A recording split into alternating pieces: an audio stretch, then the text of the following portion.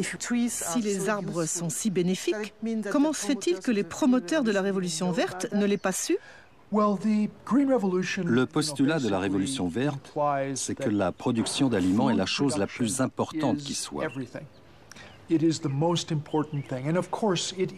Certes, c'est extrêmement important. Nous devons avoir suffisamment d'aliments pour nourrir le monde. Ce mono-objectif, cet objectif unique, a dirigé la machine agricole au cours des 50 dernières années. Le grand changement, c'est que la société a commencé à comprendre que l'agriculture ne se réduit pas à la production d'aliments. L'agriculture fournit l'eau, les gaz, l'oxygène de l'air.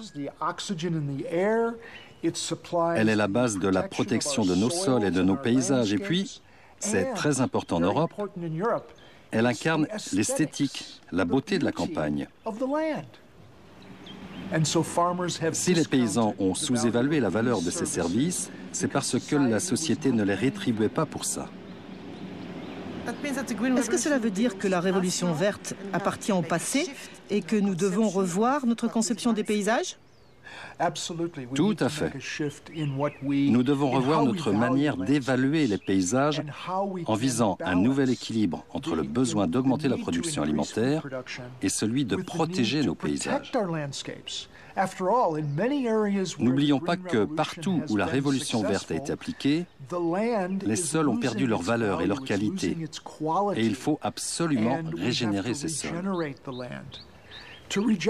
Pour régénérer ces sols, il faut changer nos pratiques.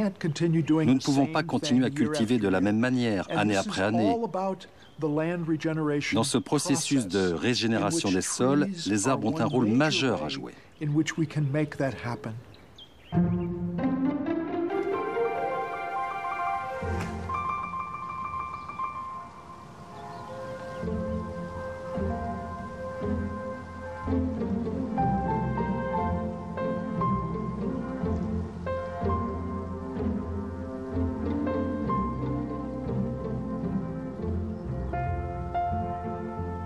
Changer les pratiques.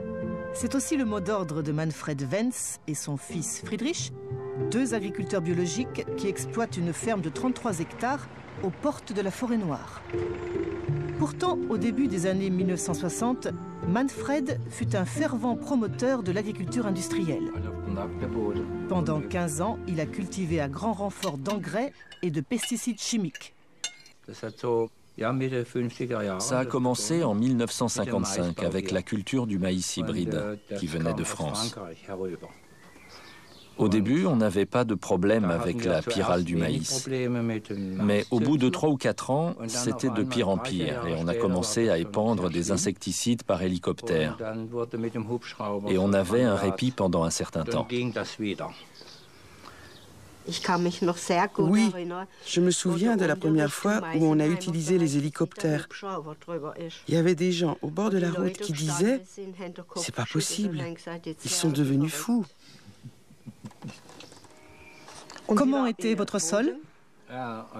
Il était parfait quand j'ai commencé l'agriculture dans les années 1950. Mais 15 ans plus tard, il était tout dur et très clair. Il n'y avait plus d'humus.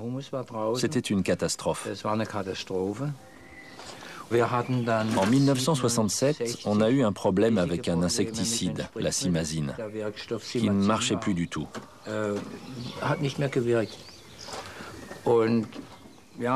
J'ai tout essayé et j'ai décidé d'arrêter l'agriculture chimique en 1969 et je suis passé à la bio.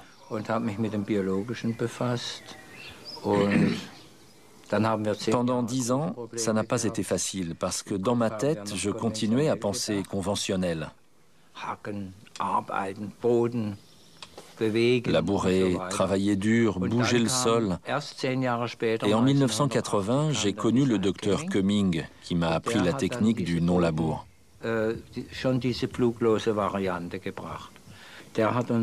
C'est lui qui nous a appris à penser du point de vue du sol. C'est là qu'on a compris aussi qu'un bon sol devait avoir une couleur noire et pas claire.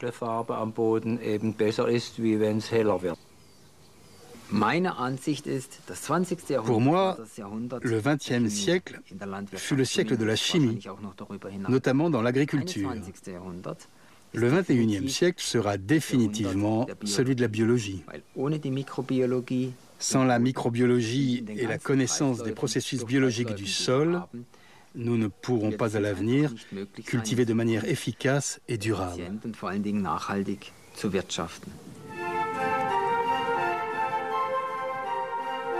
Manfred et Friedrich pratiquent ce que l'on appelle les techniques culturales simplifiées.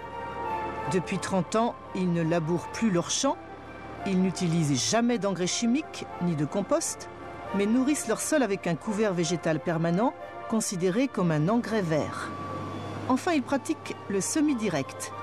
En ce jour de mai, Friedrich sème du soja au milieu des plants de seigle et de trèfle fraîchement coupés, qui constituent ce que l'on appelle un mulch.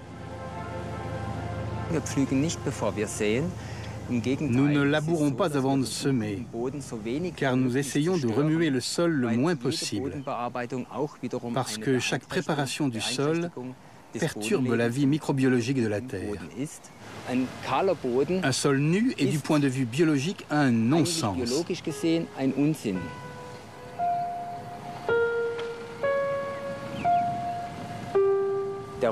Le seigle fabrique beaucoup de matières sèches et donc de carbone. Le trèfle est une légumineuse qui fixe l'azote de l'air. Or, le carbone et l'azote constituent la base de l'humus. C'est donc un mariage de plantes qui se complètent parfaitement et qui ont différentes fonctions, comme celle de protéger le sol. Le sol est protégé contre les agressions mécaniques, telles que la pluie, le vent, les rayons du soleil, contre la transpiration. On a une meilleure gestion de l'eau, ce qui est très important, surtout dans les régions sèches. Comment sont vos rendements comparés à ceux du soja conventionnel? Avec notre système, nos rendements sont similaires. L'année dernière, ils ont même été plus élevés. Parfois, ils sont un peu inférieurs. Ça dépend des conditions climatiques.